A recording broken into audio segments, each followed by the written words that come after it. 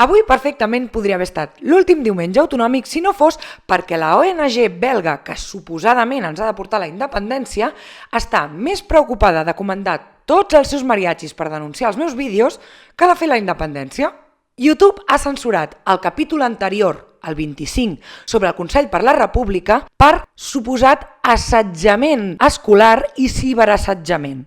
I a no ser que aquesta xarxa entengui que el nivell dels nostres polítics és el d'un pati d'escola i per això entengui que necessiten una protecció especial davant de les crítiques, sóc incapaç de veure ni remotament què es pot entendre per assetjament en un vídeo on faig una anàlisi de la política com tantes altres es fan en els països normals.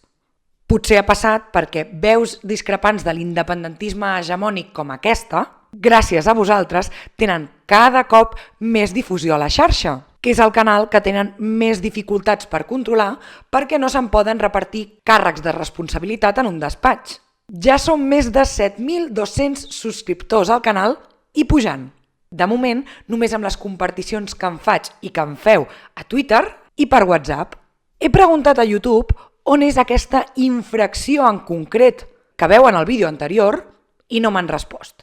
Això, perquè sapigueu més o menys com va, acostuma a funcionar per denúncies massives, perquè una xarxa com aquesta difícilment pot revisar tots els vídeos que es publiquen, i menys encara amb llengües poc parlades com el català.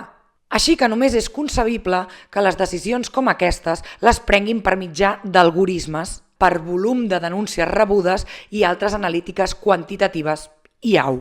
Així que per entendre una mica millor aquests algorismes i obtenir una informació que no donen, avui aquest vídeo tornarà a ser sobre les bondats del Consell per la República. Carnets, desplegament de cònsols i totes aquestes coses que sense tenir primer la independència són totalment absurdes, però que amb elles els polítics que ens haurien de protegir d'Espanya ens mantenen entretinguts mentre cada dia ens fa una volta addicional de cargol per assimilar-nos, en comptes de fer valer el 52% de vots independentistes a les darreres eleccions per legitimar i organitzar una revolta permanent.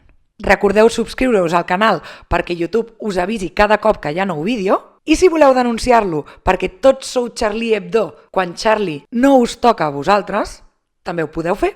Com de fet molts de vosaltres heu fet a Twitter quan he denunciat la censura del vídeo, dient que si estic malalta d'odi, que si sóc tòxica, que si de què em serveix atacar altres independentistes, que si hauria d'intentar seduir fent servir un altre to o un altre llenguatge.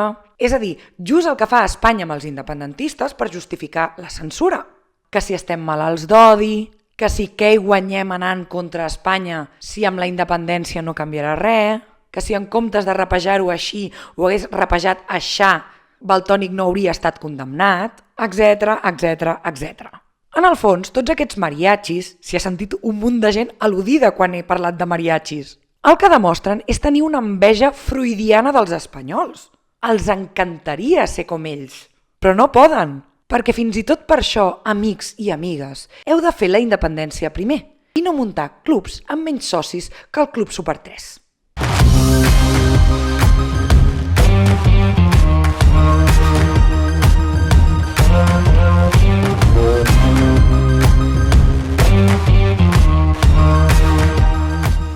Aquesta setmana han passat coses que fan que fins i tot, encara que YouTube hagi suprimit el meu vídeo anterior que teniu al meu timeline de Twitter per fragments, faci que torni a tenir tot el sentit del món tornar a dedicar el programa al Consell per la República. Com sabeu, el Consell per la República és aquella cosa que va començar dient que era un govern a l'exili mentre els seus membres es presentaven a les eleccions del país del qual s'havien exiliat. És com si durant el franquisme el president Irla hagués donat suport al governador civil de Barcelona. Això abans, perquè ara no es defineixen ni així ni de cap altra manera. Si rasqueu a la seva pàgina web, només hi trobareu un vídeo on hi ha molt de bla bla bla, però ni una sola definició. El Consell per la República té en el mandat del 1 d'octubre la seva font de legitimitat. Mantindrà viu aquest mandat, el defensarà i li donarà continuïtat. I per això el Consell, des d'aquest espai lliure que és Europa, Actua en tots els fronts necessaris per tal que el dret a l'autodeterminació dels catalans sigui plenament respectat i reconegut. Fa força gràcia que s'atribueixin al mandat de l'1 d'octubre quan no s'hi han adherit ni una vintena part dels que hi van participar, o que parlin d'Europa com un espai lliure quan fins allà hi han arribat les urpes de l'estat espanyol per retirar l'acte als eurodiputats independentistes. Així doncs, l'únic terreny que poden transitar al Consell per la República és el de la difusió internacional del conflicte català, és a dir, una tasca simbòlica que fan els lobbies o les ONGs. I ni això, perquè no estan exercint cap pressió sobre cap govern, com si fan els lobbies i les ONGs. Què estan fent, doncs? Doncs coses absolutament inútils si no tens la independència primer. I ells ho plantegen al revés, com que amb aquestes coses ens faran arribar a la independència. Com ara, amb una assemblea de representants triada per... El punt de partida i la font de legitimitat del Consell és el registre ciutadà, obert a tots els ciutadans i ciutadanes que s'hi vulguin adscriure. Quan diuen oberta a tots els que s'hi vulguin adscriure, estan parlant de tots els que puguin pagar 10 euros per adscriure's. I això, a dia d'avui, són menys de 100.000 persones.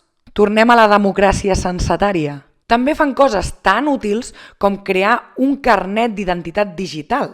Un fetitx que el fet que el Consell per la República no tingui ni cap poder coercitiu, ni tan sols una adhesió social massiva per establir-ne l'àmbit d'ús, fa que tingui menys legitimitat i menys utilitat que el carnet del Super 3 o el del Barça. Serveix per identificar-se davant d'aquí, davant d'aquelles organitzacions, empreses, mitjans de comunicació, etc., entitats de la societat civil, que vulguin reconèixer-lo com a document d'identificació, com a document en aquest sentit oficial, diguem, en substitució del DNI espanyol. I que és ridícul, sense cap precedent. Que no en parlin del Parlament d'Estònia perquè Estònia és un país independent.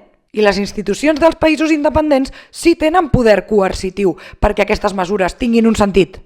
Per tant, ja ho veureu, com aquest carnet d'aquí a 4 anys serà un souvenir del procés, com ara la gigafoto o la samarreta d'Ara és l'hora. Però és clar, han de fer veure que fan moltes coses. A mi això em recorda a un company que vaig tenir quan treballava de cambrera a l'Hotel Ars, que semblava que treballava molt perquè es passejava per la sala movent els tovallons de lloc, canviant la gerra del cafè per la del suc de taronja, però no el veies quan calia anar al pis de baix a buscar plats nets. Avui, per exemple, s'ha publicat una nova prioritat del Consell per la República, que és la d'escampar una xarxa de cònsols pel món per internacionalitzar el procés català. Això de les ambaixades ja ho havien fet i ara resulta que calen cònsols, quan s'ha demostrat que el conflicte a Catalunya només s'internacionalitza quan genera un problema. I tenir uns paios que es fan dir cònsols a qui només rebran els mindundis de cada país, com a molt, un gran problema no generaria, Com no genera un problema no aprofitar la immunitat que van tenir els eurodiputats per tornar a Catalunya i muntar un pollastre còsmic, ni anar a consultes amb el rei espanyol al·legant que renyar-lo serveix d'alguna cosa, ni deixar penjada al balcó de la Generalitat la pancarta que Espanya et deixa, ni una taula de negociació amb el repressor sense haver assolit una posició de força primer declarant la independència unilateral, ni comprar el discurs de la ulsterització de Ciutadans posant-se com a fita estratègica que a l'àrea metropolitana de Barcelona hi hagi més alcaldes independentistes, ni entendre com a aliats aquells que t'han repetit per activa i per passiva que la seva prioritat és protegir tot allò que t'està reprimint, ni, òbviament, entrar a presó obedientment cada cop que Espanya així ho decideix, ni posar un altre referèndum a l'horitzó que no només ratificaria que donen més legitimitat a les porres que els vots de l'1 d'octubre, sinó que no dona solució a allò que realment va fallar, que no va ser no poder votar, sinó la resposta institucional a aquest vot. I sobre això no tenen cap proposta, Tampoc no genera un gran problema a Espanya i a Europa una estratègia, que és la que defensa el vicepresident del Consell per la República, Toni Comín, com a pla B, el d'Esquerra, per un acord de govern a la Generalitat, bàsicament perquè és el mateix pla que el dels republicans. Junts sí que té la resposta a aquesta pregunta molt clara, perquè el Consell per la República era, torno al Consell, el desembre va posar sobre la taula una proposta estratègica que està en un document que el vam intentar presentar de manera pública i solemne, que es diu Preparem-nos, que parteix de la premissa que la negociació amb l'Estat ara mateix no pot donar bons resultats i que ens hem d'enfortir, que ens hem d'empoderar i que hem de preparar un desbordament democràtic. Vegem el pla